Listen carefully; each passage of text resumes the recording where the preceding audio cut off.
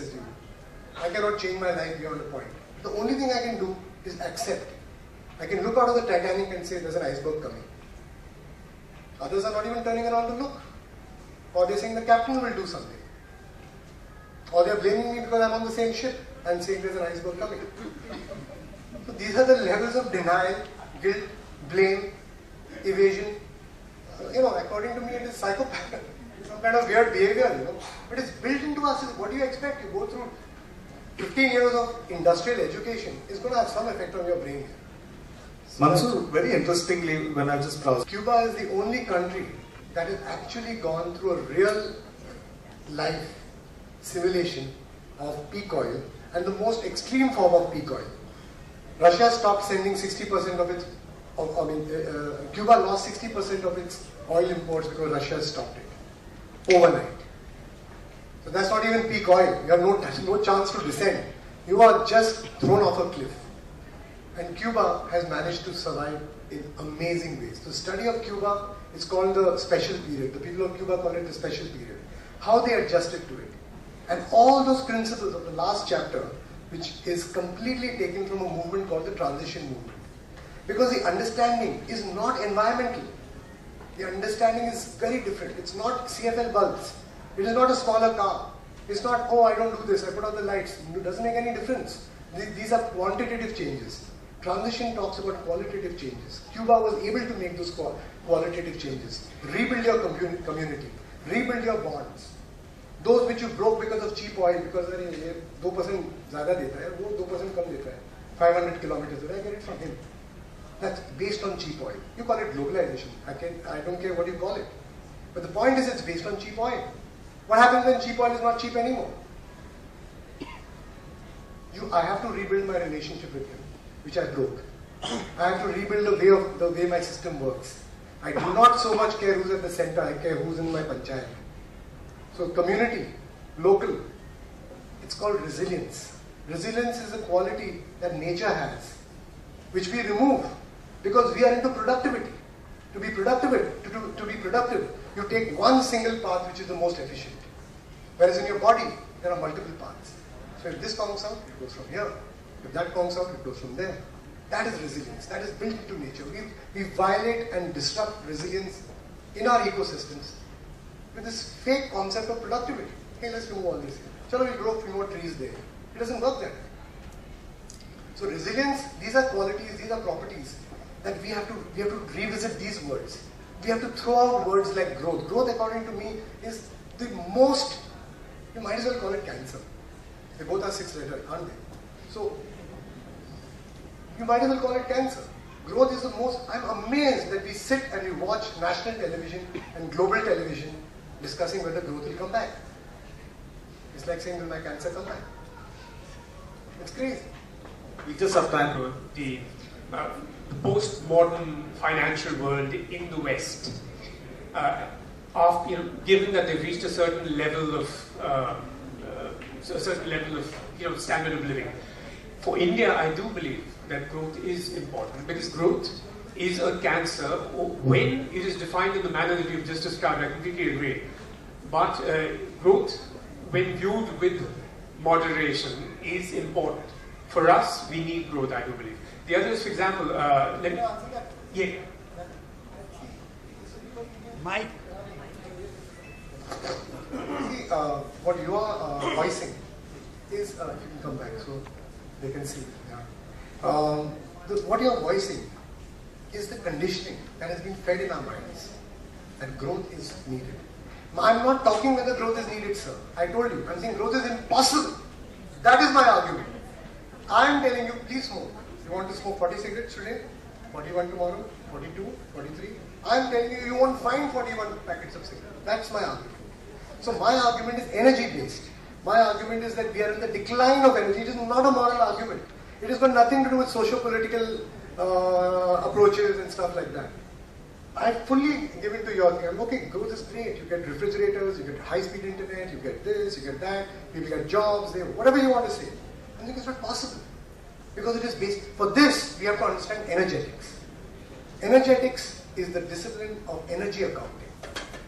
Energetics is the discipline of energy. It requires a knowledge of thermodynamics. How does energy behave? What can you fudge? What you can't fudge? It is not a choice, sir. Do you So believe it is that not energy is indestructible? Energy is indestructible, but the kind of energy that we use, one second, this is a very common myth. There are concentrated high forms of energy like oil, which when you burn, it becomes low grade. The entropy increases, it just diffuses. You can't use that. It hasn't disappeared. The amount of energy is the same. That's why many people who have done physics in school say, but sir, we've heard that energy can neither be created nor destroyed. I said, what does that mean? I said, therefore there's no problem. QED. Then why can't we just use all that energy which we burned over the last 150 years? So there is a hell of a difference. You have to understand energetics. You have to understand what kind of energy it is. There are so many, I'll tell you, there are so many doors that I have blocked in this book because I am very familiar with these arguments of finding more oil, efficiency, technology, human ingenuity. Each one of these I've addressed very carefully in the whole book. So before I went into that, I explained the 5 principles of energy. We need to understand principles of energy like energy returned on energy invested, energy density, energy scalability, energy interreplaceability, and one which is byproducts of petroleum. From 1 liter of petrol, 30% of it gives you products like this. Just look at around your world. You build your body with it. The body of the modern industrial world is built 30% byproducts from petroleum, which you do not get from anything else. So it doesn't matter how many solar panels you have, how many windmills do you have, you don't have that stuff. So you cannot just change your body structure in which you have invested hundreds of trillions of dollars. You cannot, you just simply cannot. You're in a dead end. So there are many reasons why we have dug ourselves in the hole. We've dug ourselves into a hole which neither works from an energetics perspective, nor does it work from a...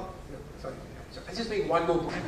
In terms of energy, for example, there is, fusion, fission, there are associated risks and all that, but there are... We won't get to the next sphere of energy from... million years. But what about the extinction of the dinosaurs? That was a cataclysmic... No, you said, no, that only now... I said the earth and the ecosystems, they survived and existed and improved and thrived. Of course, there is the up and down of everything. But nobody's denying that. Nobody's denying that. Nobody's denying that things don't get over. It's like me saying there's no death. Of course there's death. But does it mean I should take cyanide when I'm 16? That's what we're doing. So, and what about our exploration of outer space to inhabit Mars and all that? Do you know when we last went to the moon? That was when America had cheap energy. Now they're $17 trillion in debt. Show me another country that can do that. China has sent them up in a bucket. That's all. It's a very unglamorous little space exploration which has happened. And it all rides on cheap energy. The pyramids were built when there was a godlike king, Pharaoh, who could command so many slave drivers, God knows how many hundreds of thousands. That was the technology of that time, because that was built on the human muscle energy. The same thing. So what was human muscle energy at one time became petroleum energy. And anything fantastic that we have done, stop and think about it, has been based on the cheap energy that has been stored in petroleum and its byproducts. So our ingenuity is a cofactor.